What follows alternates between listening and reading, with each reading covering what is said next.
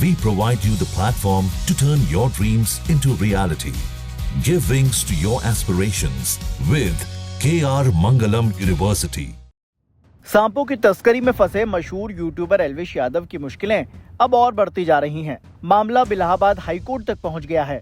High court ने एल्विश यादव की उस याचिका को खारिज कर दिया जिसमें एल्विश के खिलाफ एफआईआर में दर्ज आरोप पत्र के खिलाफ दायर एक और आरोप पत्र में कहा गया था कि यूट्यूब वीडियो बनाने के लिए सांपों और सांप के जहर का दुरुपयोग किया गया है। एल्विश के खिलाफ रेव पार्टियां ऑर्गेनाइज कराने और विदेशियों को बुलाने तक के आरोप हैं। दावा है कि एल्विश सांप के जहर और दूसरी नशीली दवाओं को नशे के लिए इस्तेमाल करने के लिए इन विदेशियों को देते थे। हाईकोर्ट के न्यायाधीश सौरभ श्रीवास्तव की पीठ ने सोमवार को मौखिक रूप से टिप्पणी करते हुए एल्विश की याचिका खारिज कर दी कि यादव के खिलाफ आरोप पत्र और एफआईआर में बयान हैं और ऐसे आरोपों की सत्यता की जांच मुकदमे के दौरान की जाएगी। जज ने ये भी कहा कि एल्विश ने याचिका में एफआईआर को चुनौती नहीं दी है। एल्विश यादव की ओर से पेश हुए वरिष्ठ वकील नवीन सिन्हा ने अधिवक्ता निपुण सिंह के साथ मिलकर अधिवक्ता नमन अग्रवाल की सहायता से तर्क दिया कि जिस व्यक्ति ने एल्विश यादव के खिलाफ एफआईआर दर्ज कराई है वो वन्य जीव अधिनियम के तहत एफआईआर दर्ज करने के लिए सक्षम नहीं है। उन्होंने ये भी तर्क दिया कि न तो एल्विश यादव पार्टी में मौजूद थे और न ही उनके पास से कुछ बरामद हुआ था। दूसरी ओर अतिरिक्त महाधिवक्ता मनीष गोयल ने दलील दी कि जांच में सामने आया है कि एल्विश यादव ने उन लोगों को सांप सप्लाई किए थे जिनसे बरामदगी की गई है। एल्विश के वकील की दलीलों से प्रभावित न होते हुए न्यायालय ने याचिका को खारिज कर दिया।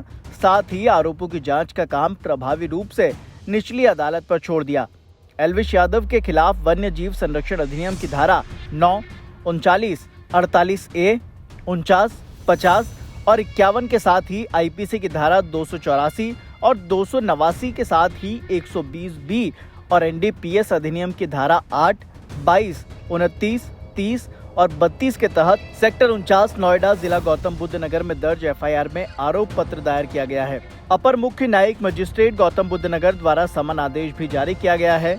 उन्होंने आरोप पत्र और कार्यवाही को इस आधार पर चुनौती दी कि मुखबिर वन्य जीव संरक्षण अधिनियम 1972 के तहत एफआईआर दर्ज करने के लिए सक्षम व्यक्ति नहीं था।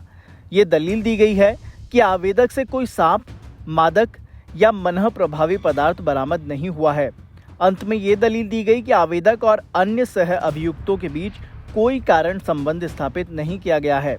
इसके अलावा ये भी दलील दी गई थी कि ये एक सर्वविदित तथ्य है कि आवेदक एक प्रभावशाली व्यक्ति है और टेलीविजन पर कई रियलिटी शो में दिखाई देता है और अनिवार्य रूप से तत्काल एफआईआर में आवेदक की भागीदारी ने मीडिया का बहुत ध्यान आकर्षित किया है। नतीजतन उपरोक्त ध्यान से प्रभावित होकर पुलिस अधिकारियों ने आवेदक को गिरफ्तार करने के तुरंत बाद धारा 27 और 27 से एनडीपीएस अधिनियम को लागू करके मामले को और ज्यादा संवेदनशील बनाने का प्रयास किया। हालांकि पुलिस अधिकारी अतिरिक्त आरोपों को साबित करने में विफल रहे और इस तरह उन्हें हटा दिया गया।